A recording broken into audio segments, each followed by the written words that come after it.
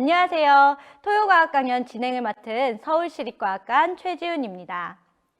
토요과학 강연은 국내 우수과학자의 최근 연구 동향을 듣고 연구 및 진로와 관련하여 질문하실 수 있는 소통형 과학 강연입니다.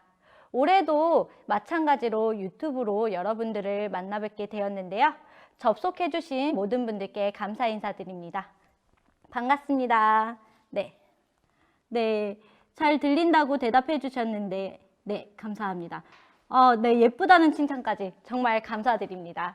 네, 강연에 앞서서 강연과 관련돼서 안내사항 말씀드리겠습니다. 오늘 강연은 특별히 대담형으로 60분간 진행되는데요. 궁금한 창에 입력해 주시면 강연 도중에 이제 실시간으로 교수님께서 직접 답변해 주실 예정입니다. 실시간 강연에 참석해 주신 분에 한해서 수료증 발급이 가능하게 되었는데요. 각 기수별로 4회 이상 참여 시 수료증이 발급되며 각 강연에 해당된 설문을 제출하셔야지 수강이 인정이 됩니다. 네, 수강 인증 과정 설문도 많은 참여 부탁드립니다. 네. 여러분, 인공지능 기술이 병원에 도입되면서 의료계에는 혁신이 일어나고 있다는데요. 오늘 주제는 김희영 교수님의 병원에 간 인공지능 의사들과 친해지기입니다. 김희영 교수님은 현재 연세대학교 의과대학 의생명 시스템 정보학과의 연구로는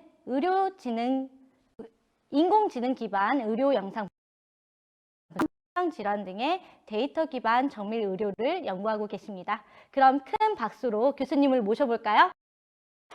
교수님 안녕하세요. 안녕하세요. 네, 반갑습니다. 교수님 네, 안녕하세요. 반갑습니다. 교수님, 저희 유튜브 첫 토요과학 강연을 오픈해 주셨는데요. 정말 영광으로 생각하고 있습니다. 감사합니다. 네, 제가 유튜브가 처음이라서 많이 버벅될 수도 있는데요. 이쁘게 봐주시고 이쁘진 않지만 이렇게 첫 데뷔 이제 서울시립과학관과 함께하게 되어서 저도 영광으로 생각합니다. 네, 한번 이제 댓글창에 접속해 주신 분께 인사 한번 해보시겠어요? 네, 지영채님 말이 끊긴다고 하시네요. 네, 잘 송출이 되고 있을지 모르겠습니다. 네, 지영채님 반갑고요. 반갑습니다. 네, 그리고 JP 리님 잘 들린다고 해주셨고요. 네, 모두들 반갑습니다. 네, 그리고 곽대 똑똑 과학상자님 모두 반갑습니다.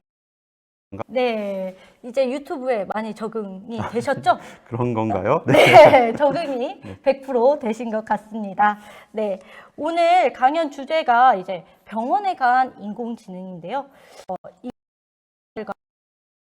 사전 질문 이벤트를 함께 진행했었어요. 그래서 이게 이제 병원에서 인공지능이 어떤 역할을 하고 있는지, 또 인공지능이 의사들과 친해지는 건지, 의사가 인공지능과 친해지는 건지 많은 궁금증을 이제 로 접수를 해주셨는데요. 오늘 강연을 통해서 이 부분을 다 들어보실 수 있는 것 맞으시죠? 네, 그럼요. 네, 잘 준비를 해보도록 했는데요. 해봤는데요. 뭐 충분히 답변이 될지 모르겠지만 한번 최대한 쉽고 재미있게 말씀드려보도록 하겠습니다. 네, 그러면은 본 강연을 시작해 볼까요? 네. 그럼 시작하도록 하겠습니다. 네, 안녕하세요. 오늘 3월 13일 토요과학 강연에 병원에 간 인공지능 의사들과 친해지기란 제목으로 이제 강의를 하게 된 연세대학교 의과대학의 김희영입니다. 저에 대해서 간단하게 소개를 해드리도록 하겠습니다. 저는 의학을 공부를 했고요. 이 이후에 서울대학교 의과대학에서 의학물리학으로 박사를 받았습니다. 그 이후에는 이제 연구원에서 선임연구원으로 근무를 하고 현재는 연세대학교 의과대학에서 연구조 교수로 근무를 하면서 연구를 하고 있습니다.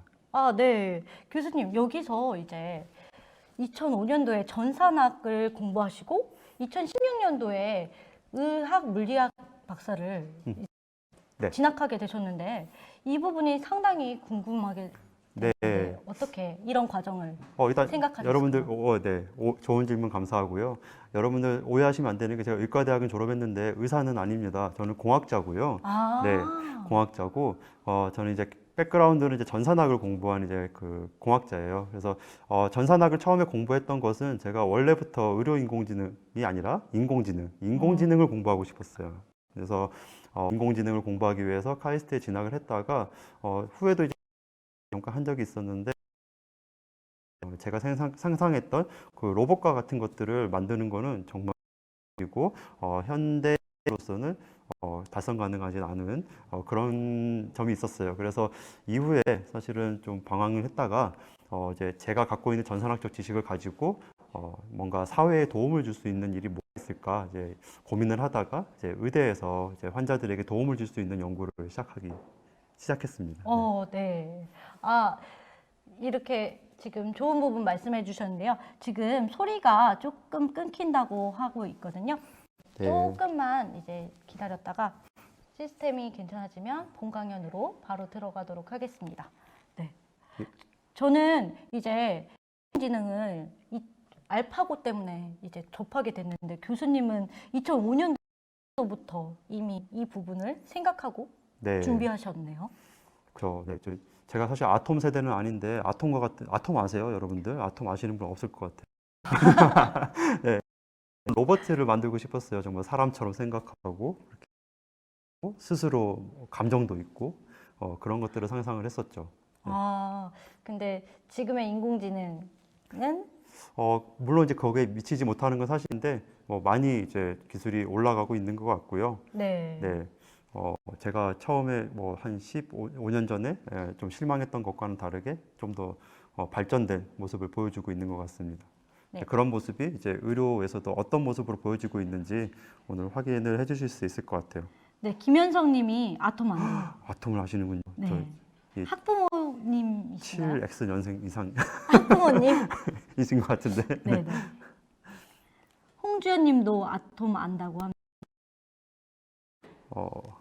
어릴 적 꿈을 이루신 건가요? 이렇게 질문이 왔는데요. 그쵸. 예, 제가 그래도 그러니까 의료인공지능인데 인공지능 연구를 하고 있으니까요. 예, 꿈을 이뤘다고는 할 수 있겠죠. 네. 지금 소리가 잘 들리기 시작하면 채팅창에 한 번 더 입력 부탁드리겠습니다. 그러면 바로 본 강연 진행하도록 하겠습니다. 엄마랑 있어요. 엄마 아이디로 같이 좋겠나 봐요. 네, 역시. 네. 네. 강연 이제 괜찮아졌다고 네. 하시는 것 같아요. 괜찮아졌다고 윤은정님께서 얘기해 주셨는데요. 그럼 이제 본 강연 시작하도록 하겠습니다. 네, 그럼 시작하도록 하겠습니다. 그래서 이 강의에서는 이 질문들에 대한 답을 한번 찾아볼 거예요. 인공지능이 의사들에게 정말 필요할까요? 그리고 인공지능이 친해지려면 어떻게 해야 할까요? 그리고 여러분들이 상상한 의료인공지능의 모습이 어떤 것인지 한번 이 강연을 들으면서 스스로 생각해 보시면 더 재밌을 것 같아요. 네. 네. 이 그림 굉장히 익숙하신 분들 많을 것 같아요. 이게 5년 전이더라고요. 5년 전 이맘때였는데 이제 알파고죠. 구글의 알파고가 이제 이세돌 구단하고 이제 대국을 벌이고 있는 장면입니다. 사실은 인공지능이란 거를 2016년에 처음 네. 하신 분은 없을 것 같아요. 그렇죠? 그렇죠. 그쵸? 저만 처음 한 거죠. 그런가요? 네. 인공지능이란 거는 사실 예전부터 있었죠. 아주 오래전부터 있었던 건데 2016년에 갑자기 인공지능이 대단한데 이렇게 막 빵 이유가 네. 바로 이 알파고죠. 왜냐하면은 저기 제목인데 인공지능이 사람을 이겼다. 이거 굉장히 충격적인 거죠. 그것도 그냥 이긴 게 아니라 바둑이라고 하면은 굉장히 어려운 거잖아요. 네. 그렇죠? 사실 저 바둑을 잘 못 두거든요. 네, 바둑을 못 두는데 사람만이 할 수 있고 사람 중에서도 정말 고도로 숙련된 그런 프로 잘할 수 있다고 생각했던 그런 바둑을 인공지능이 사람을 이겼다. 그것도 이세돌 구단이면은 세계 최강이잖아요. 네. 끝판왕이신데 그분을 이겼다는 거는 굉장히 충격적으로 다가올 수밖에 없었죠. 그래서 이 사건 이후로 인공지능이 굉장히 주목을 받게. 특히 이제 그럼 이런 바둑 프로 기사들도 인공지능으로 대체되는 게 아니냐, 여러 가지 직업들이 인공지능으로 대체되는 게 아니냐 이런 얘기가 나오기 시작했었죠. 물론 이제 그런 얘기가 나옴에도 불구하고 이제 뭐 변호사라든가 뭐 의사들과 같은 전문직 선생님들은 특히 저 같은 이제 공학자도 마찬가지고요. 뭐 내가 뭐 대체되게 인공지능으로 뭐 그런 이제 생각을 하고 있었죠. 근데 이게 불과 그해가 지나기도 전에 이제 의료계에도 굉장히 충격적인 일이 생겼습니다. 무슨 일이냐면 자마라고 하는 저널이 있는데요. 뭐냐면 이제 네이처 같은 잡지예요. 근데 네. 네이처라고 생각하시면 됩니다. 네네. 그래서 이 자마라는 저널에 논문을 이제 게재를 한다는 거는 소위 이제 가문의 영광이고 이제 진짜 의료계에서는 굉장히 이제 대단하신 분은 이제 그런 네네. 거거든요. 근데 여기에 그러니까 의사들도 아무리 이제 그 대단하신 이제 의료 전문가라도 이 저널에 논문을 시키기가 어려운데 구글 엔지니어가 네. 저 같은 공학자가 이 저널에 페이퍼를 실어요. 무슨 내용이냐면은 여기 이제 그림을 보이시는 게 이게 사람 눈을 카메라로 찍었다고 생각하시면 돼요. 그림이 보이시죠? 이 눈을 카메라로 찍어서 네. 보면 이제 시신경도 있고 뭐 이게 황반도 있고 이제 그렇거든요. 이런 것을 보고 이제 문제가 있는지 없는지를 인공지능이 맞추는 그런 이제 알고리즘을 만들어서 이거를 잘 실었어요. 그러니까 인공지능이 뭔가 사람이 할 수 있을 것 같은 그런 그 영상 판독을 해낼 수 있다는 처음으로 처음은 아니지만 굉장히 잘한다는 걸 보여준 그런 사례입니다. 네, 이렇게 구글 공학자가 지금 논문을 하나 발표한 거잖아요. 그렇죠. 그러면 이제 또 새로운 사실을 인공지능이 발견하거나 좋은 획기적인 이론들이 나오게 되면은 추후에 노벨상도 가능할까요? 저도 뭐 기대를 안 해보는 건 아닌데, 네, 정말로 이제 정말 환자의 그 생명을 이제 살릴 수 있는 그런 이제 획기적인 기술이 나오면은 충분히 그럴 수 있다고 생각합니다. 정말 노벨 의학상을 공학자가 탄다, 이제 그런 인공지능으로 그러면 대단한 건이 될 것 같아요. 네. 기대해 보면 좋을 것 같습니다. 그래서 어떻게 좀 대단한 건지를 한번 간단하게 설명을 좀 해드리고 싶어요. 사실 이 그래프가 이제 모든 걸 설명해주고 있는 건데요. 좀 어려우실 수 있기 때문에 제가 최대한 쉽게 설명을 드려보도록 하겠습니다. 그러니까 어떤 이제 의료 영상을 놓고 방금 네. 같이 눈 사진처럼 네. 그걸 놓고 이게 병이 있는지 없는지를 맞추는 거를 이제 성능을 이제 얼마나 우리가 알아야 되잖아요. 네. 그거를 평가할 수 있는 게 있는데 첫 번째가 이제 민감도라는 거예요. 이 민감도는 뭐냐면은 병이 있는 사진들을 100장 모아놨으면 네. 그 중에 100장을 다 맞췄다. 병이 있다고. 네. 그러면은 민감도가 100% 네. 이렇게 되는 겁니다. 오. 네. 그리고 100점. 네, 그렇죠. 100점. 네. 제가 그럼 퀴즈를 드려볼게요, 여러분들. 이 민감도를 정말 100%로 하고 싶다. 그러면은 가장 쉽게 하려면 어떻게 하면 될까요? 잘 넌센스입니다, 사실. 많이 데이터를 일단 데이터는 많으면 많아서 좋죠. 근데 1000장 있는데 그 중에 뭐 100장 맞추면 큰잖아요. 그러면 안 되죠. 그렇죠. 천장 중에 만장 100점은. 있으면 또 만장을 다 맞춰야 되잖아요. 네. 제일 쉬운 건 뭐냐면은 네, 퀴즈가 나오는데요. 민감도를 높이는 가장 쉬운 방법은 그냥 보면 보이는 대로 제가 가리고 있네요. 네, 무조건 하고 진단. 모든 사진에 그렇죠. 네, 정상이든 아니든 간에 무조건 병이 있다고 진단하면 민감도는 병이 있는 사진 중에 몇 개를 맞췄냐니까 네. 무조건 100%가 되는 거죠. 오. 예. 그럼 반대로 사실 이것만 보면은 말이 되겠어요, 사실? 그렇지 않죠? 근데 너무 이어서 말씀을 드리려고 하는데요. 여러분들 잘 따라오고 계셨을지 모르겠어요. 그래서 특이도 다시 말씀드리면은 병이 없는 정상 사진 100장 중에 몇 네. 장을 맞췄느냐. 네. 이런 기준이에요. 특이도를 높이는 가장 쉬운 방법은 뭘까요? 여러분도 댓글에 남겨주시면 좋을 것 같은데 네. 특이도를 높이는 가장 쉬운 방법. 아까 다시 말씀드리면 민감도를 높이는 가장 쉬운 방법은 그냥 보이는 대로 다 병이 있다고 진단을 해버리는 거예요. 네. 그럼 반대로 특이도를 높이는 가장 쉬운 방법은 다 병이 없다고. 그쵸. 병이 있든 없든 간에 다 병이 없다고 하면 병이 진짜 없는 거는 다 없다고 할 테니까 100%일 거예요. 그렇죠? 네. 사실 말이 안 되죠. 그렇죠? 네. 그래서 민감도를 높이는 거, 특이도를 높이는 건 둘 다 높이는 건 쉽지 않아요. 그래서 그거를 둘 다 보는 게 이런 그래프예요. 그래서 민감도와 특이도를 둘 다 높여가지고 이 그래프에서 보면은 왼쪽 끝으로 쭉 갈수록 좋은 성적인 거예요. 그래서 높은 특이도일수록 왼쪽으로 가 있고 네. 높은 민감도일수록 위로 가 있는 거죠. 네네네. 네. 그래서 보시면 색깔 있는 점들이 보이세요. 색깔 네네. 있는 점들이 이제 실제 안과 의사 선생님들, 전문의들의 성적이에요. 보면은 뭐 특이도가 높으신 분들은 민감도가 낮고, 네. 그렇죠? 위에 계신 분들은 민감도는 높은데 특이도는 좀 낮은 것 같고, 그렇죠? 아, 오른쪽으로 좀 와 여기도 있으니까. 오른쪽 끝에 점이 또 있네요. 그니까요. 예, 그런 것보다 이 검은 실선이 이제 인공지능 모델의 성적인데 더 왼쪽으로 쭉 가 있잖아요, 위로. 네네. 더 잘한다는 거거든요. 네. 그러니까 민감도도 높고 특이도도 높은. 네. 네, 그러니까 병이 있으면 있다고 하고 병이 없으면 없다고 하는 걸 잘한다는 거예요. 이게 사실 쉽지 않거든요. 그러니까 선생님들은 의사 선생님들은 보통은 이제 둘 중에 하나를 선택하기가 쉬워요. 왜냐하면 이제 뭐 좀 쉬운 병 같으면은 그래도 좀 뭐라고 하죠? 감기와 같이 좀 이제 나을 만하면 네. 나을 만한 것들 뭐 약을 특히 먹지 않아도 그런 것 같으면 어떻게 하면 되겠어요? 사실은 민감도를 굳이 높여가지고 약을 다 줄 필요가 없이 그냥 괜찮아질 거야라고 하는 그런 특이도가 높은 쪽으로 가는 게 보통 일반적입니다. 그래서 보면 여기서 그 점들이 특이도가 높은 쪽에 많이 가 계세요, 그렇죠? 네. 네, 반면에 이제 인공지능은 그런 편견 없이 무조건 잘 다 맞추는 그런 좋은 성적을 보여주는 거예요. 그래서 이런 인공지능의 장점이 있고요. 그래서 이런 결과로 이제 의료 영상 분석도 의사보다 인공지능이 잘한다. 그러고 난리가 난 거예요. 그래서 이제 의료계에도 인공지능이 이제 침투를 한 거죠. 그래서 영상의학을 실제로 인공지능이 접수한다.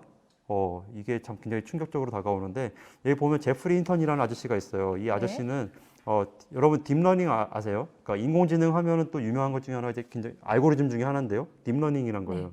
이거를 개발하고 연구하시는 분이에요. 그러니까 소위 딥러닝의 4대 천왕이라고 하는 분이 4분 있는데 그 중에 한 분이 이분입니다. 네. 네. 이제 영상의학 전공 하는 게 아니라 수련을 중단해야 한다. 네, 그렇죠. 컴퓨터 공학자가 다른 직업을 운운하면서 이거 너희들 이제 그러게요. 직업 그만둬야 돼. 이런 식으로 그러니까요. 발언을 한 거예요. 굉장히 충격적이었죠. 이 뒤에 사실 욕을 많이 드셨어요.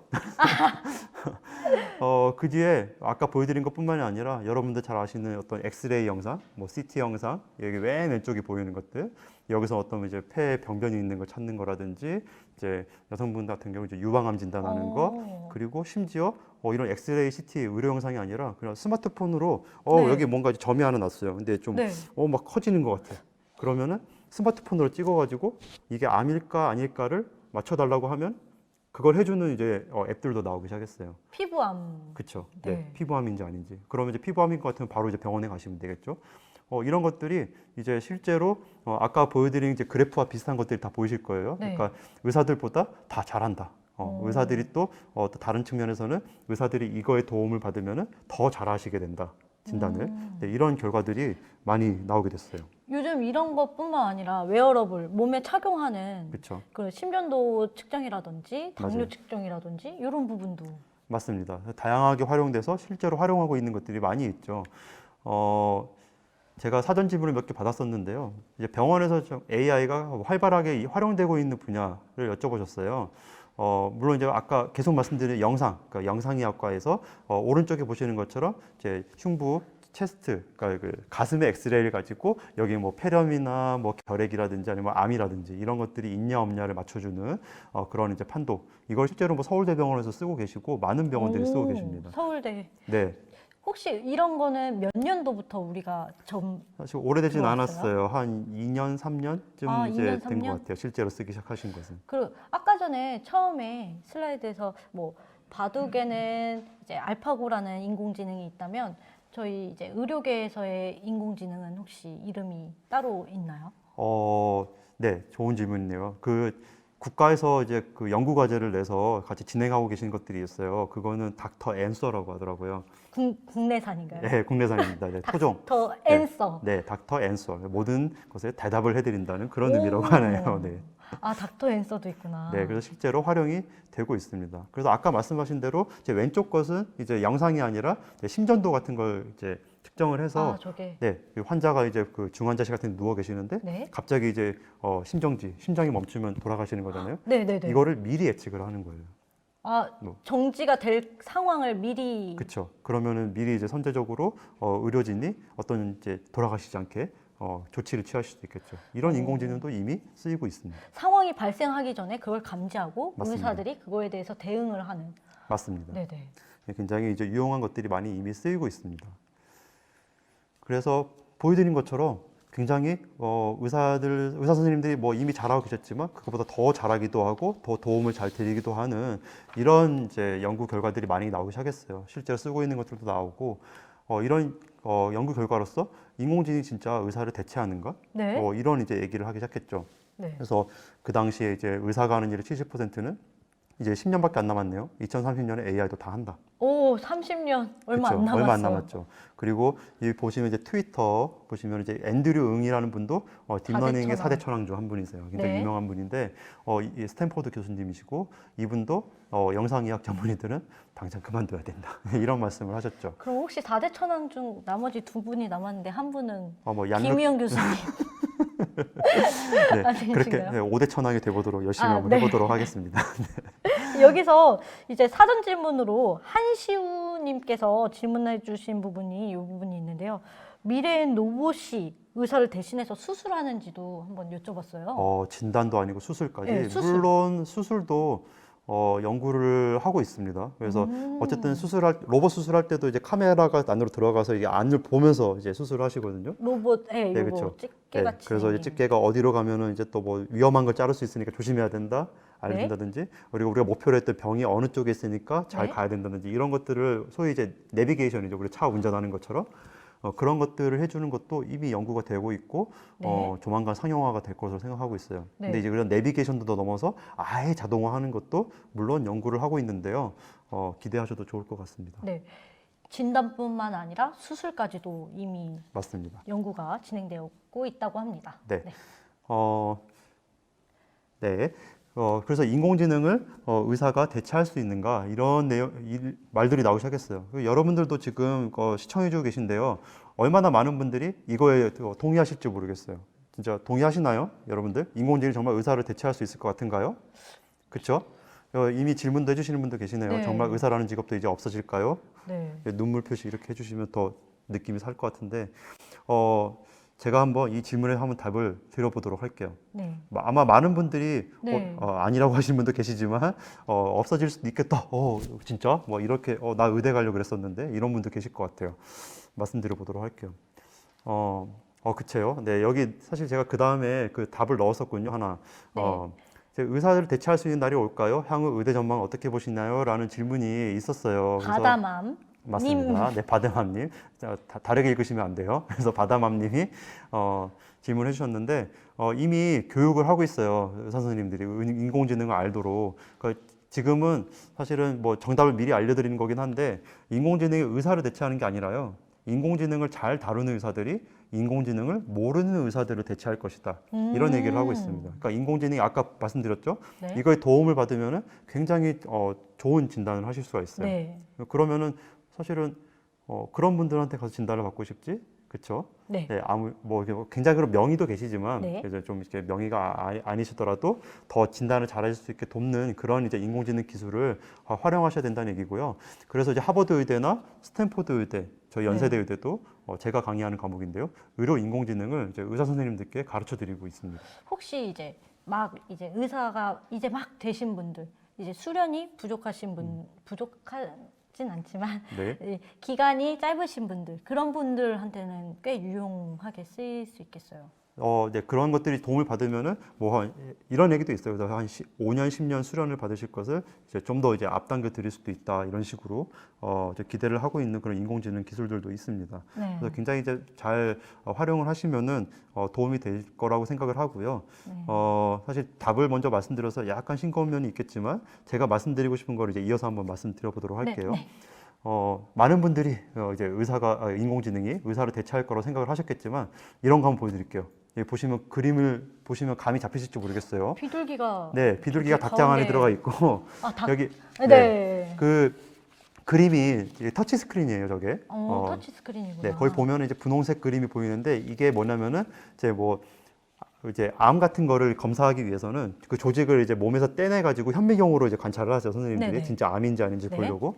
근데 그게 진짜 어렵거든요. 네. 이 세포를 보고서는 이게 암이야 이거 하는 거는 이제 병리학이라고 하는데 그 병리학 선생님들도 굉장히 이제 고도의 기술을 요하는 그런 분석이에요. 근데 그거를 비둘기한테 시켜보는 거예요. 이 연구는. 그래서 이 그림을 띄워놓고 이 비둘기가 파란색을 부리로 이렇게 콕 찍으면은 터치 네. 스크린이니까 네. 암이 아니다. 노란색을 부리로 콕 찍으면은 암이다. 이렇게 판단을 한 거예요. 이게 될까요? 말이 안 되죠, 그렇죠?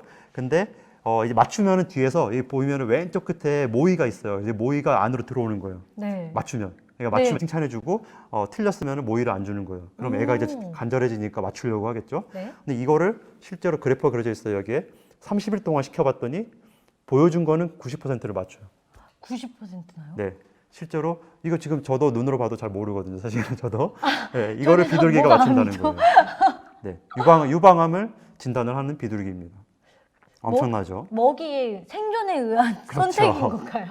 네, 저도 네. 굶기면 할 수 있으려나 모르겠어요. 또 놀라운 거 보여드릴게요. 마약 탐지견한테 이제 소변을 줍니다. 네. 이거 이제 남성의 소변을 주고 이제 그 중에 몇 개는 이제 전립선 암이 있으신 분의 소변이에요. 네. 이제 물론 이제 전립선 암이 있으면은 이제 뭐 몸 안에 이제 호르몬 수치라든지 이제 어떤 암의 지표가 되는 그런 이제 피 수치들이 있어요. 그래서 그런 성분들이 피를 타고 몸에 돌아다닌다는 건데 그게 냄새로도 감별이 될까? 이건 진짜 절대 의사 선생님들도 못하는 거죠, 그렇죠? 냄새. 예. 근데 이거를 마약 탐지견한테 시켜봤더니 전립선암을 진단해내더라. 어, 소변 냄새만 맡고 이런 연구 결과도 있습니다. 정말 획기적인데요? 엄청나죠, 그렇죠? 네. 그럼 의사 멍멍님, 댕댕님 이렇게 그러니까요. 불러야 되나요? 네. 그렇죠. 그래서 제가 한번 다시 질문을 드려볼게요, 여러분들.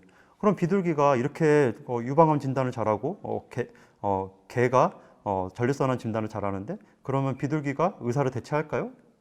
암 진단명이 비둘기의 병원이 생기면 그 비둘기 병원에 가실 거예요? 아, 비둘기 병원. 네. 이렇게 질문을 해드리면 아마도 아무도 그 병원에 네. 가지 않겠다고 하실 것 같아요. 네. 그렇죠? 그럼 무슨 차이가 있길래? 그럼 인공지능이 아까 보여드렸잖아요. 잘하니까 의사를 대체할 수 있을 거라 생각하셨잖아요. 근데 비둘기는 왜 아니라고 생각하시는 건죠? 같이 네. 생각해 보시면 좋을 것 같아요. 따뜻한 마음이 없어서 네. 여기 동물이 진단하는 거 실제로 사용하진 않아요. 예, 이거는 사실 그 면허도 없어서 안 돼요. 잡혀갑니다. 네, 그렇죠. 중간에 유혜경님 뭐 정신과 같은 그런 감정든 진료의 이제 인공지능 아까 지금 보여드린 건 진짜 영상에서 보이는 것들 진료하는 건데 제가 뒤에도 아마 넣었던 것 같아요. 이거 정신과 진료 같은 건 사실 쉽지 않죠. 왜냐하면 눈에 보이는 질병이 아니잖아요. 네. 네, 그래서 그것도 뒤에 말씀드릴 기회가 있을 것 같습니다. 쉽지 않은데 인공지능이 그것도 하려고 지금 연구하고 있습니다. 네. 넘어가도록 할게요. 그래서 그러면 지금부터는 뭘 말씀드릴 거냐면은 이제 진짜로 인공지능이 의사들과 친해지기예요. 네. 예. 그럼 사실 인공지능이 완벽하지는 않거든요. 네. 예. 그럼 뭐가 부족한데? 그럼 뭐가 부족해서 뭘 잘하면 의사들과 친해질 수 있을까? 예. 비둘기도 지금 이제 여러분들이 그 병원에 안 간다고 생각하신 거는 뭔가 부족하다고 생각해서 안 가시는 거잖아요. 그렇죠? 네네네. 그런 면들이 있겠죠. 그렇죠? 네. 생각해 보시면 답이 나오실 거예요. 인공지능도 마찬가지거든요. 그거를 어떻게 개선하고 있는지 그걸 한번 말씀드리도록 하겠습니다. 자, 한 꼭지 한 꼭지 볼 건데요. 여기 이제 로댕의 생각하는 사람입니다. 네. 네, 유명한 조각이죠. 네, 생각을 많이 하죠. 그러니까 어떨 때 생각을 많이 하게 되냐면은 저 같은 경우는 뭔가 잘못을 하면 생각을 많이 해요. 왜 잘못을 하면 반성을 할까요, 사람들은? 자기 전에 자꾸 생각나고. 그렇죠. 괴로우니까. 네. 네. 중요한 이유 중에 하나는 다시 그 실수를 반복하지 않으려고. 그렇죠. 네, 맞습니다. 왜냐하면 그 원인을 파악하고 싶잖아요. 그렇죠. 그러니까 계속 곱씹으면서 내가 왜 그랬을까 생각을 하는 거죠. 이렇게 중요한 문제예요. 기술적 한계점이 있습니다. 설명 가능한 인공지능. 그러니까 인공지능이 내가 뭔가 잘못했으면 스스로 설명할 수 있어야 돼요. 네. 내가 뭘 잘못해서 틀렸구나. 이 환자를 잘못 진단했구나. 근데 그거를 현재 기술로서는 못합니다. 아, 아직은. 네. 근데 이제 가능할 것 같이. 그렇죠. 네. 이제 제가 굉장히 의도를 많이 하고 있죠. 근데 인공지능의 진단이 틀리면은 이제 큰 문제가 생기는 거죠. 여러 가지 이거 네. 질문하신 분도 많이 네, 있었어요. 되게 많았어요. 그렇죠? 앞에. 의료 사고가 일어나면 그럼 책임은 누구한테 있는 거냐? 네. 누구의 책임일까? 네. 뭐가 문제였을까? 이걸 어떻게 개선할까? 이거에 답을 내줘야 되는데 현재 인공지능은 솔직히 그것까지는 기대하기 어려운 수준이긴 합니다. 그래서 사전 질문으로도 있었어요. PMJ 아모스님께서 네. 무슨 박민정님일까요? 네, 인공지능을 사람의 생명에 관여하는 일에 활용했을 때 생기는 윤리적 문제들과 그에 따른 사람들의 거부감 등은 어떻게 해결 가능할까? 네. 보시면 이제 인공지능은 계산기 같은 도구예요, 사실은. 그렇죠? 인공지능이 제가 아까도 아톰과 같은 거를 말씀드렸지만 사실은 인공지능 그렇게 스스로 생각하는 로봇 같은 건 아니에요. 예, 네. 예, 여러분들 오해를 푸셔야 되는데 저희가 계산기 같은 것처럼 데이터를 넣어주면은 그거에 대해서 답을 해줄 수 있는 그런 이제 도구, 계산기라고 도구. 생각을 하시는 게 더 마음이 편하실 거예요. 그래서 아까 같이 엑스레이 영상을 딱 넣어주면은 이건 아닙니다를 말해줄 수 있는 그런 도구. 결국 최종 결정은 선생님이 하시는 거예요. 의사 선생님들이 하셔야 되고요. 뭐 하다못해 뭐 예를 들어서 뭐 열이 있어서 이제 진단을 한다 그러면은 체온계로 띡 재가지고 뭐 40도가 나왔다 그러면은 그게 그냥 진단으로 끝나는 게 아니죠. 선생님이 왜? 그걸 보시고 판단해서 열도 높고 어떻게 뭐 이런 요소들이 있으니까 이제 뭐 독감입니다, 뭐 감기입니다, 뭐 그렇죠. 이런 식으로 진단을 해주시는 거잖아요. 그런 최종 결정을 결국 의사가 해야 되는 거고요. 네. 또 이제 의료인공자한테 그걸 전적으로 맡기면은 여러 가지 문제가 있는데 뭐 예를 들면 자율주행차 같은 것도 이런 선택 문제가 굉장히 유명한 문제예요. 앞에 이제 도로에 사람들이 많이 있는데 피해야 되겠죠, 그렇죠? 이거 그렇죠. 근데 피해야 되는데 옆에서 사람이 있어요. 철학은 네. 이거를 인공지능한테 그냥 맡길 것인가? 이거는 아직 아무도 그 답을 내놓고 있지 못하고 인공지능도 스스로 이걸 해결할 방법을 찾지 못하고 있습니다. 그리고 가운데도 굉장히 재미있는 문제인데요. 이 인공지능 재범 예측. 그러니까 범죄자가 재범? 있으면은 그 범죄자가 다시 이제 사회로 나간 다음에 다시 범죄를 일으킬 확률이 얼마나 될지를 이 그 범죄자의 얼굴을 보고 맞추는 인공지능을 만들었다고 해요, 미국에서. 근데 얼굴을 보고. 얼굴을 보고. 근데 실제로 무슨 일이 벌어졌냐면은 백인들한테는 굉장히 관대했어요, 이 알고리즘이. 알고리즘이요. 네. 그래서 보시면은 인공지능 자체도. 맞아요. 여기 보면 여기 이제 흑인분하고 백인분이 두 분 계시는데 백인분은 밑에 보면 로우 리스크. 여러분들 영어 잘하시죠? 로우 리스크라고 되어 있어요. 이거는 네. 이렇게 재범할 확률이 적습니다라고 한 거고 흑인분은 미디엄 리스크, 뭐 재범할 확률이 좀 됩니다라고 했는데 결과적으로는 반대였거든요. 반대였구나. 예, 백인분이 재범을 했어요. 예, 근데 흑인분은 정말 성실하게 잘 살았어요. 이렇게 문제가 생기는 거예요. 왜냐하면은 물론 이제 흑인분들이 범죄율이 높다는 거는 이제 알려진 사실이에요. 근데 그런 데이터를 학습을 하다 보니까 흑인이면은 그냥 이제 편견을 갖는 거죠. 인공지능도.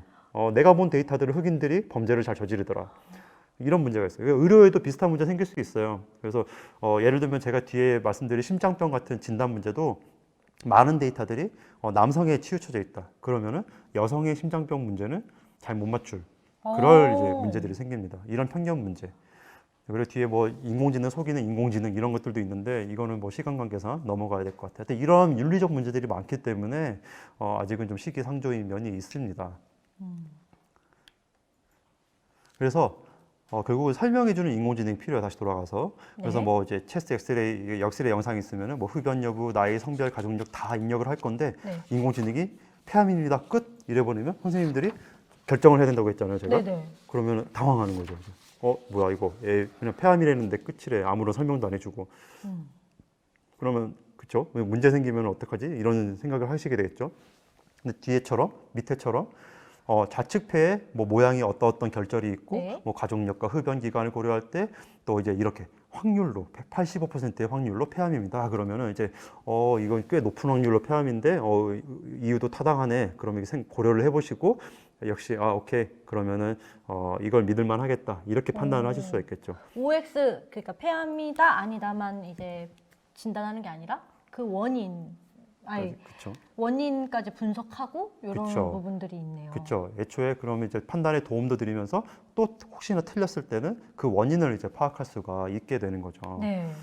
그래서 뭐 예를 들면 이런 것들을 할 수 있어요. 인공지능 해석을 보여주는 방법인데 이게 그림을 보고 이제 어디를 보고 판단했냐 이런 거를 이제 보여주는 거죠. 네. 그래서 결핵 진단 같은 모델 같으면은 이렇게 정말 결핵 병변이 있는 부분을 빨갛게 표시해줘서 그러면 이제 그냥 결핵이 있다고만 말해주는 것보다 이렇게 표시해주면 의사 선생님들 보시고 그래 진짜 여기에 결핵이 있네 이렇게 판단하실 수가 있겠죠.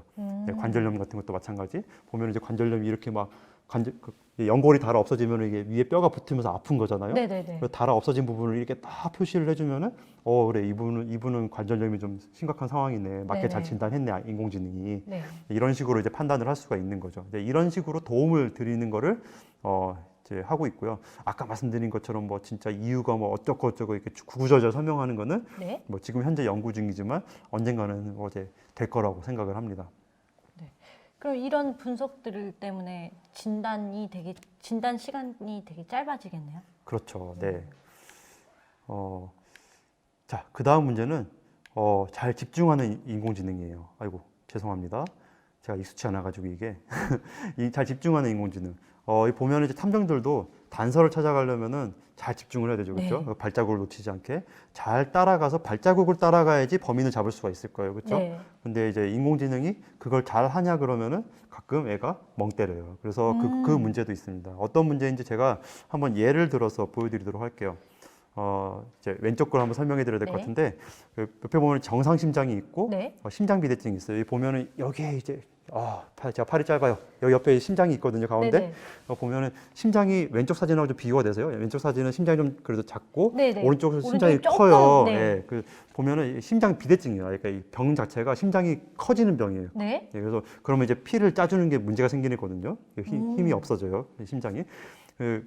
그래서 이걸 알아내고 진단하는 게 중요한데, 이제 이거를 만들었더니 굉장히 뭐 90% 이상으로 잘 맞췄어요. 네. 심장 비대증을 잘 찾아냈는데, 그럼 아까 저희가 보여드렸던 설명 가능한 인공지능을 해봤어요. 그래서 네. 너 그럼 이거 어디 보고 판단한 거야? 라고 물어봤더니, 네. 그래야 당연히 그러면 뭘 기대하겠어요? 심장을 심장 보고 엑스레이. 판단을 했어야 되죠, 그죠? 네. 근데 보니까 이 환자 같은 경우에는 수술 자국이 있는데 그 수술 자국을 보고 판단했다고 한 거예요, 인공지능이. 아, 심장을 안 보고. 예, 사실 말이 안 되죠. 근데 이게 어떻게 보면 말이 되는 거는 이게 이 사람이 이제 심장에 문제가 있으니까 아마 수술을 했던 거거든요. 네. 예, 그래서 뭐 굳이 따지자면은 틀린 건 아니긴 한데 네. 우리가 기대한 거하고는 다른 거죠. 네. 예, 심장을 보고 판단하지 않았으니까 이제 이런 문제가 생겼어요. 그래서 이것도 사실 문제거든요. 그러니까 잘 맞춘다고 끝이 아니라 정말 봐야 될 걸 보고 맞춰야 되는데 그러지 못한 거예요. 그래서 이런 것들을 하기 위해서 이제 자기 집중 학습, 이제 여러분들도 자기 주도 집중해서 공부하는 네. 방법을 스스로 깨우치시지, 인공지능도 자기가 집중해야 될 부분들을 스스로 학습하고 이제 잘 구분하도록 그런 배우는 그런 알고리즘이 있습니다. 그래서 오답 그냥 노트와 같이. 그렇죠. 예, 정답만 잘 맞추는 게 아니라 내가 정말 봐야 될 곳을 잘 보고 있냐를 스스로 알아낼 수 있는 이런 알고리즘도 같이 쓰여야지 그게 정말로 이제 의미가 있는 이제 인공지능 모델이 될 거라고 생각을 해요. 그래서 이런 것들도 많이 연구를 하고 있고요. 네. 또 이제 그다음 이게 아마 마지막일 건데요. 여기서 계신 선생님들 다들 이제 가방끈 기시죠. 저도 가방끈이 긴 편이라 이게 가방끈이 기면 오래 산대요. 그래서 이런 연구 결과가 있다고 합니다. 그래서 굉장히 저한테 유리한 연구 결과인데요. 여기 장수하실 수 네, 있으시겠어요. 여러분들께서도 이제 공부를 아주 열심히 잘 하시면은 이제 오래 사실 수 있을 거예요. 근데 우리 인공지능도 오래 살아야 되는데 그죠? 인공지능이 사실 아는 것만 알아요. 배운 것만 알아요. 이게 뭐가 문제인지 사실 또 감이 안 잡히실 수 있는데 제가 예를 들어서 말씀드리도록 할게요. 인공지능 모델들 지금 연구되고 있는 것들이 굉장히 가방끈이 짧아요. 무슨 문제냐면은 아까 보여드린 엑스레이 진단을 하는데 네. 폐암 진단, 폐결핵 진단, 폐렴 진단 이런 것들이 있으면은 문제가 뭐냐면 예를 들어서 폐렴 진단하는 인공지능이다. 그러면은 애는 폐렴만 알아요. 폐렴만. 네. 무슨 일이 벌어지냐면 그래서 폐렴 진단하는 그 알고리즘한테 야, 너 이거 뭐야? 그랬는데 정상이에요. 하면은 폐렴이 아니라는 얘기지 폐암이나 폐결핵이나 기흉이 아니다. 이렇게 얘기한 건 아니에요. 왜냐하면 자기는 모르니까 폐암을 진단할 수 없어요. 굉장히 문제죠, 그렇죠? 네. 그럼 얘가 정상이라고 했는데 나중에 폐암이야. 이러면 큰일 나는 거잖아요. 네네. 그래서 굉장히 가방끈이 짧은 애들이죠, 그렇죠? 근데 이거를 가방끈이 긴 애들로 만들어줘야 돼요. 폐암도 알고, 폐결핵도 알고, 폐렴도 알고, 기흉도 알고, 모든 체스트 엑스레이에서 진단할 수 있는 것들을 다 알려주는, 그렇죠? 예, 그런 것들을 해줘야 돼요. 그래서 이것도 이제 자세히 설명드릴 수는 없고 인공지능의 메타학습, 요즘 소위 또 이제 그 사람들도 메타인지라는 거를 굉장히 중요하게 생각을 하는데 이게 뭐냐면 이제 사실은 이제 인공지능이 학습을 하는 방법이 제가 자세히 설명 안 드리고 넘어갔지만 예를 들어서 이제 뭐 폐암을 학습한다 그러면은 폐암에 대한 사진을 뭐 10만 장, 100만 장을 이렇게 다 보여주고 네. 그러면 이게 이제 여기에 이제 암이 있으니까 이걸 다 배워가지고 내가 이제 이제 폐암이 들어오면 또 폐암이다 이렇게 진단을 할 수 있는 건데요. 네네. 그리고 제가 그러면은 아까 말씀드린 대로 폐렴, 뭐 폐결핵 이런 것들을 다 10만 장, 100만 장을 모아가지고 다 일일이 가르쳐주고 하면은 이거 한 10년, 100년 지나도 못 만들어요. 그 인공지능. 그래서 이거는 어떻게 하냐면은 정말 사람이 배우는 것처럼 배우는 거예요. 사람이 예를 들어서 애들이 배우는 게 사자 그림을 보고 사자라고 배우는 거를 사자 그림을 10만 장, 100만 장 깔아놓고 배우는 게 아니죠, 그렇죠?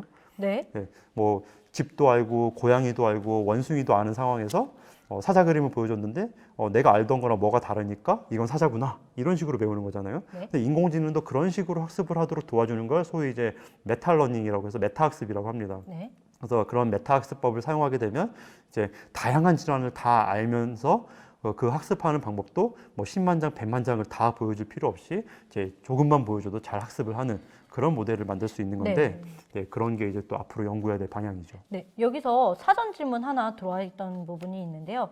의사가 인공지능을 이용해서 의료 행위, 시간, 노력, 기타 자원 등 이런 부분들이 얼마나 드는지 네. 의사가 인공지능을 뭐 가르치는 데까지. 네, 좋은 질문이에요. 그래서 아까 뭐 질문 중에 진짜 뭐 의료비가 증가되냐, 감소되냐, 뭐 이런 질문도 있었던 것 같은데, 사실은 뭐 일단은 시간을 줄일 수 있다는 걸 많이 알려져 있어요. 그래서 똑같은 이제 뭐 영상 판독을 하시더라도 일단은 한번 표시해 주니까 이 친구가 네. 의심이 되는 병변을. 네. 그러면 이제 뭐 CT 같으면, 엑스레이 같으면 이제 한눈에 보시지만, 네. CT 같으면 이제 쫙쫙쫙 몇 장, 한 수백 장 되는 거를 이렇게 막 넘겨가면서 봐야 되거든요. 네, 네. 네, 여기서부터 여기까지 이렇게 쭉 올려가면서. 네.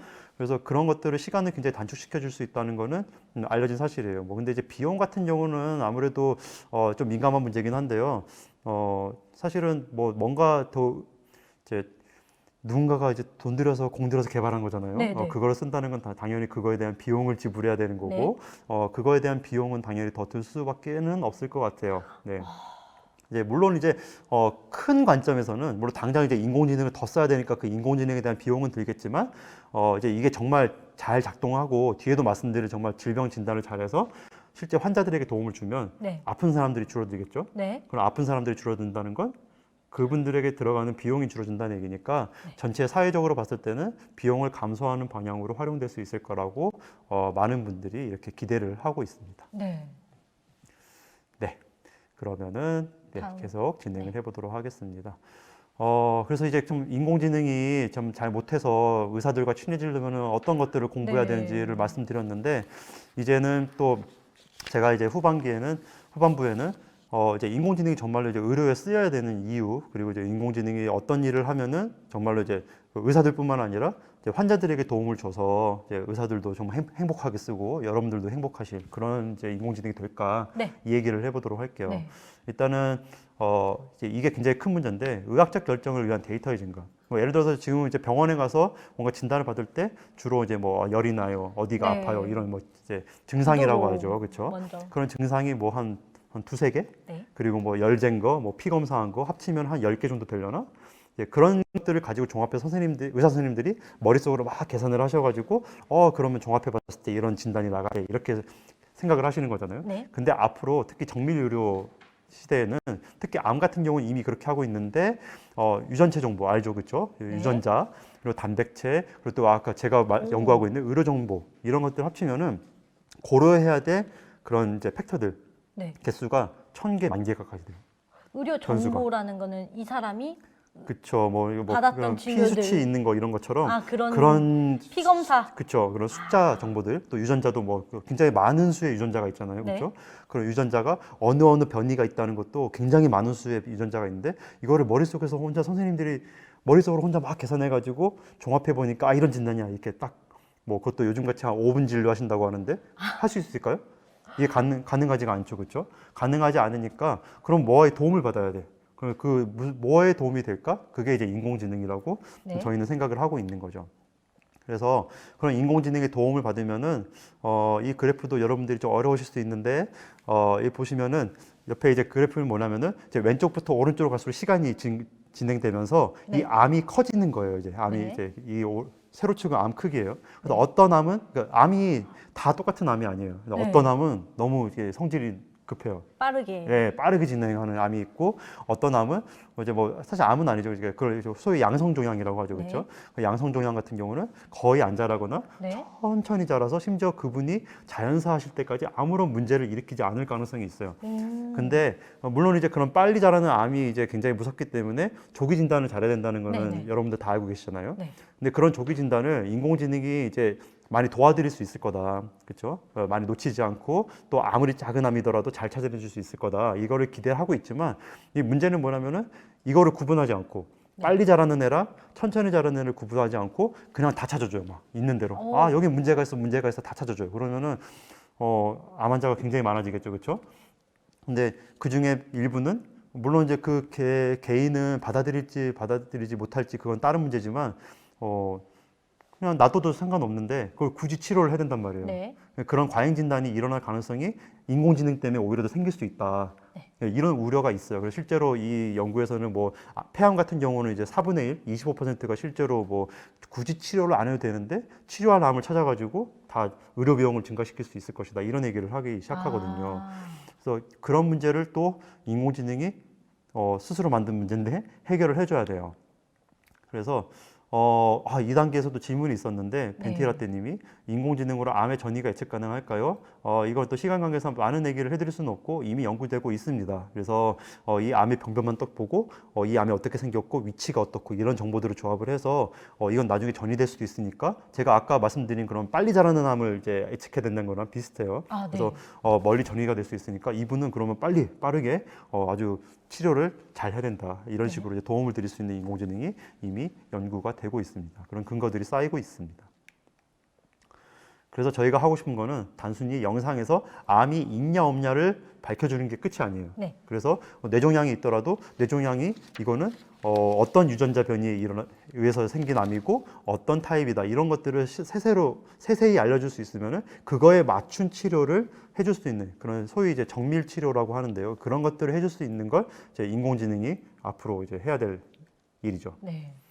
그런 방향으로 가고 있다고 생각하시면 되고 사실 그래서 옆에 보면 이제 트위터 여러분들 영어 잘하시니까 금방 읽을 수 있을 것 같은데 제가 그냥 네. 빠르게 말씀드릴게요. 아까 자마 그 이제 그 의학계의 네이처 네. 그게 이제 자마. 네 그렇죠. 아까 그냥 뭐 이 눈 사진 하나 보고 인공지능이 잘했다 이거 하나 가지고 이제 자마에 실었어요. 네. 저도 물론 이제 자마의 그 페이퍼를 싣고 싶어서 이 연구를 시작했는데 네. 이제는 자마의 페이퍼를 실을 수가 없습니다.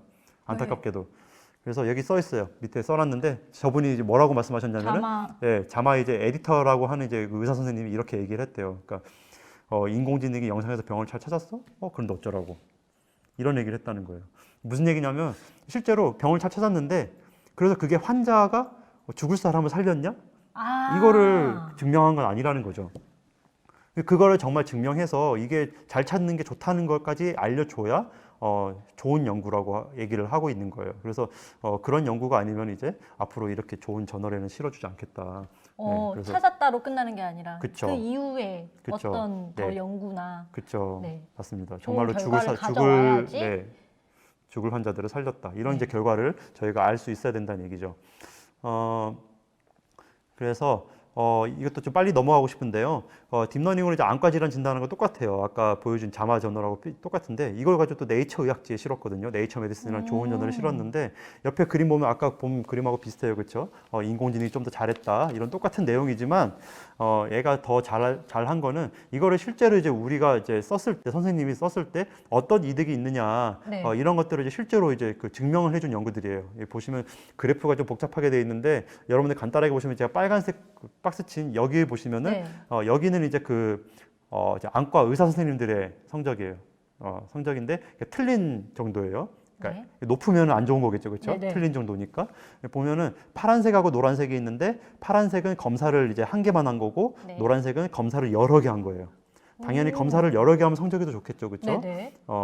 보면은 온갖 검사를 총동원해도 한 6%, 7%를 틀려요, 전문의가. 네. 근데 인공지능은 검사를 파란색 그래프죠, 그렇죠? 검사를 딱 하나만 해도 5%. 그러니까 검사 수를 줄였는데도 더 잘하는 거예요, 의사들보다. 이게 아까 말씀드린 그런 비용 문제, 네. 그렇죠? 이제 필요한 검사를 덜 해도 되니까 비용이 줄어들고 좀 더 정확하게 진단하니까 또 이제 그런 이제 정확한 진단 때문에 이제 환자들한테 도움이 되고 또 이제 의료기관에는 이제 좀 부담이 안 생기는, 네. 그렇죠. 그런 이제 결과를 가져와준 그런 것들을 이제 검증해준 이제 좋은 연구가 되는 거죠. 그래서 단순히 뭐 잘 찾았다가 끝이 아니라 실제로 어떤 이득이 있느냐를 이렇게 분석을 해준 겁니다. 그래서 저희가 병원에 정말로 실제로 도움이 되는 그런 연구들을 많이 하고 있다고 보시면 되고 실제로 지금 난리가 나고 있는 여러분들도 지금 저희가 직접 못 만나고 있는 게 코로나 때문이잖아요. 네, 맞습니다. 또 문제가 뭐냐면은 이런 거 많이 뉴스에서 보셨죠. 그 코로나 때문에 병원들이 많이 이제 부족하다. 네. 입원해 계셔야 되는데 병원이 부족하다 하잖아요.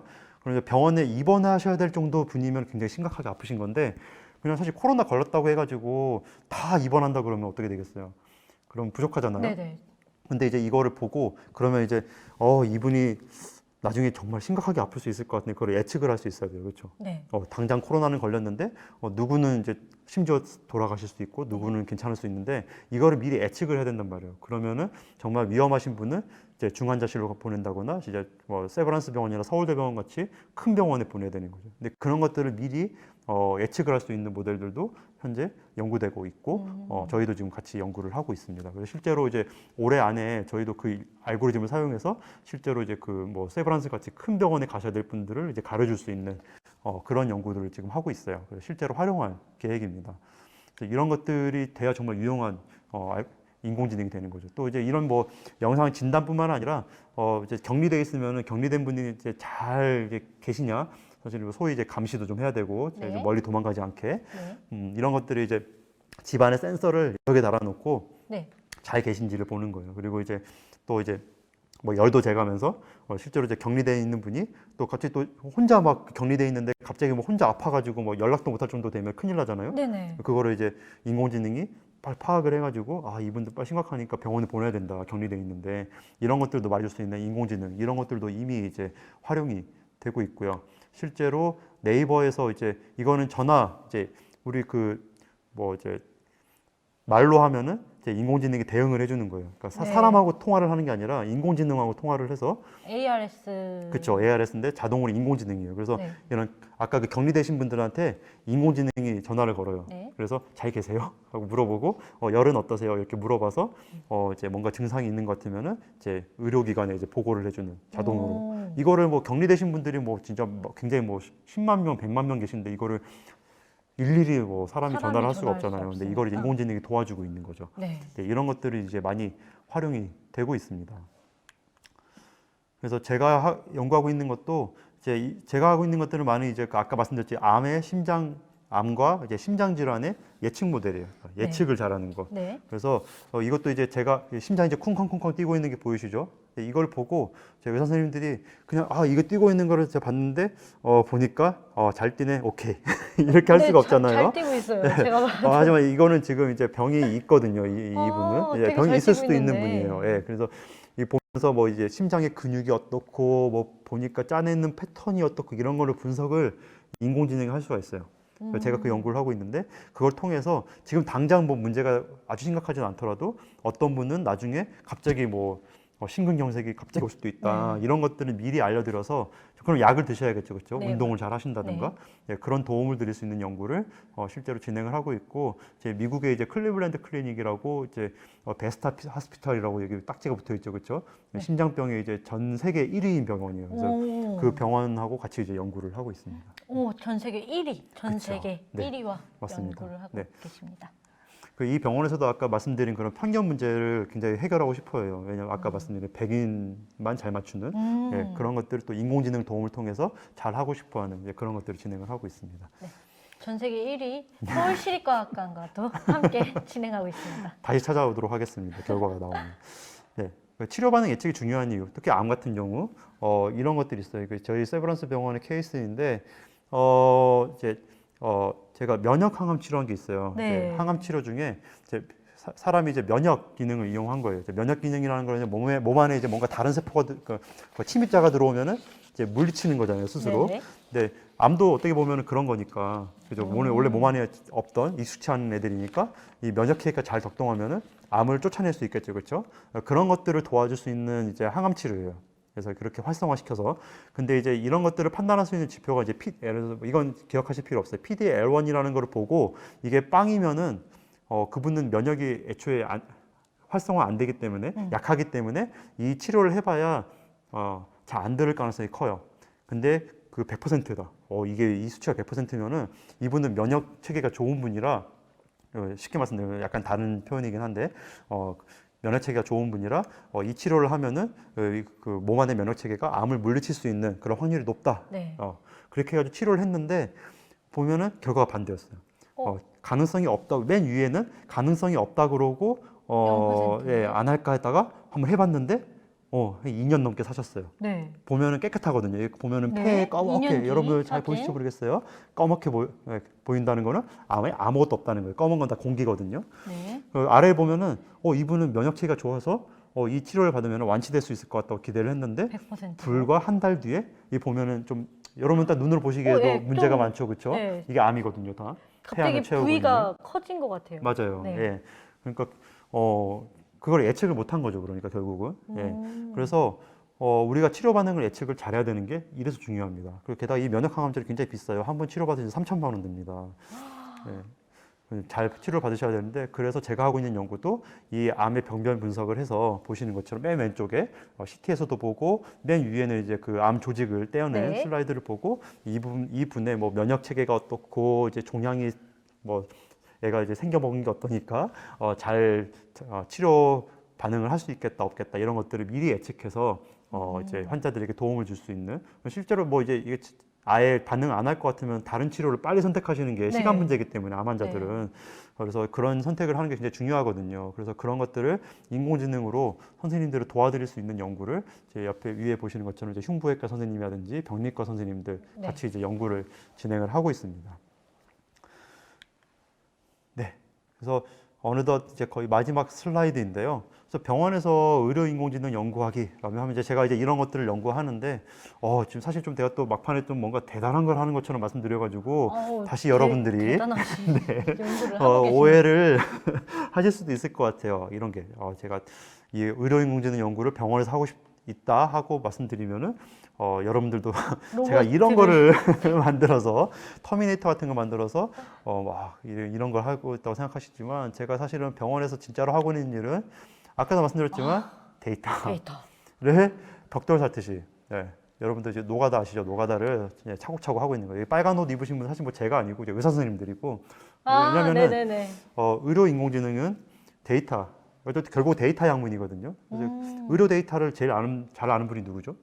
당연히 영상. 그러니까 의사 선생님이죠, 그렇죠? 네. 의사 선생님이 데이터를 열심히 잘 만들어 주시면 전 밑에서 이렇게 도와가지고 그렇죠? 이게 저예요, 여기 이 친구. 지금 저는 열심히 도와서 쌓고. 그렇죠. 데이터를 잘 쌓을 수 있게 도와드리고 또 이제 밑에서 이제 분석도 해드리는 네. 잘 쌓고 계십니다. 또 이거 분석하면 어떨 것 같습니다. 이렇게 이런 일들을 제가 실제로 하고 있습니다. 그래서 뭔가 질문 중에 뭐 이런 거 공부하려면 어디로 가야 돼요? 뭐 이런 질문도 있었던 것 같은데, 그렇죠.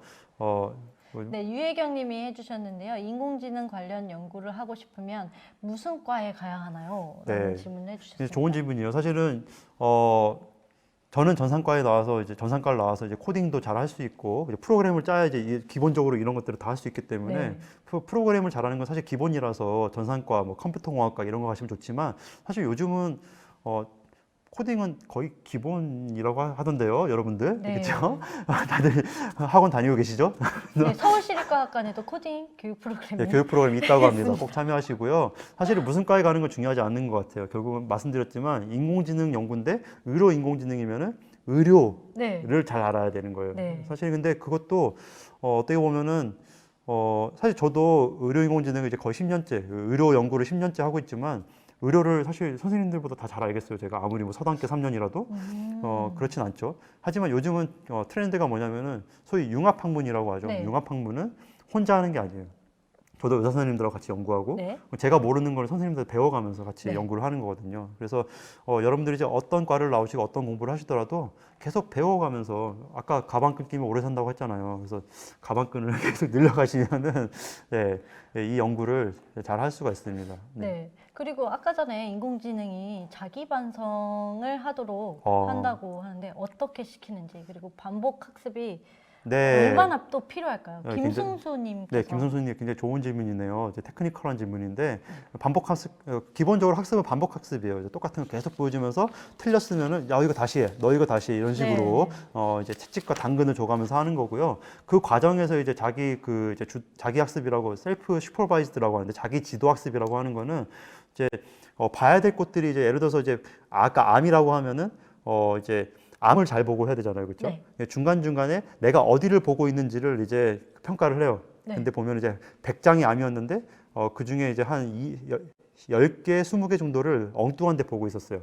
그럼 엉뚱한 데 본 게 모양이 90개 잘 본 거랑 다르겠죠. 네. 왜냐하면 암이 있는 데를 없는 데를 보고 있는 거니까. 없는 데를 그럼 없는 데 볼 보고 필요는 있는 거는 없으니까. 그렇죠. 그리고 없는 데 보고 있는 애는 야 80, 90% 보니까 여기를 잘 보고 있어. 이건 잘하는 것 같은데. 야, 너도 이걸 봐야지. 이런 네, 식으로 네. 가르쳐 주는 거예요. 그런 예, 이거를 좀 이렇게 가능한 쉽게 설명해 드린 건지 모르겠는데 이런 식으로 이제 설명을 해드릴 수 있을 것 같아요. 네. 그래서 반복을 해야 됩니다. 그래서 잘할 수 있도록 계속 지도를 해줘야 돼요. 그리고 또 다른 질문 혹시? 무슨 질문을 뭐 답을 해드리면 좋을까요? 뭐 유혜경님이 또 질문을 주셨네요. 이렇게 질문 많이 주시는데 가장 앞선 나라는 어디인가요? 물론 이제 미국 굉장히 잘하죠. 미국 잘하고 한국도 잘하고 중국도 잘하는데요. 특히 이제 의료 인공지능 같은 경우는 한국이 굉장히 잘하고 있는 것 중에 하나는 병원이 굉장히 퀄리티가 좋아요. 아까 말씀드렸지만 데이터 네. 중요한데 그 데이터도 결국은 의사 선생님들이 이제 진단을 잘하고 네. 이제 그 의료 행위를 잘 해주셔서 생긴 데이터잖아요. 네. 그런 데이터가 한국은 굉장히 고퀄리티입니다. 미국에 계신 분들도 굉장히 탐내할 정도로 아주 고급 데이터. 여러분들은 굉장히 이제 그 의료 환경이 좋은 곳에 살고 계신 의료 거예요. 선진국. 그죠. 의료 선진국이에요, 우리나라는. 그래서 그런 좋은 데이터가 있기 때문에 우리가 뭐 인공지능이 약간 기술적으로는 조금 뭐 미국보다 좀 약간 뒤처져 있다 이렇게 얘기를 할 수 있지 모르지만 의료 인공지능 입장에서는 그 데이터의 힘으로 저희가 이제 세계 거의 이제 최고 수준의 연구를 하고 있다고 말씀드릴 수 있을 것 같아요. 네. 그리고 알루투브님께서 의료 혜택을 받기 어려운 지역에 있거나 상황 그런 상황인 네. 사람들에게 인공지능 기술이 도움이 될 수 있을까요? 이렇게. 네. 질문하셨는데요. 굉장히 사회복지 차원에서 네. 중요한 질문을 해주셨어요. 그러니까 이 기술이 굉장히 중요한 것 중에 하나가 아까 이제 말씀드렸죠. 의사 선생님이 이 기술을 이제 같이 쓰시면은 예를 들어서 한 70% 정도 맞추던 판독을 90%, 100%를 할 수 있어요. 네.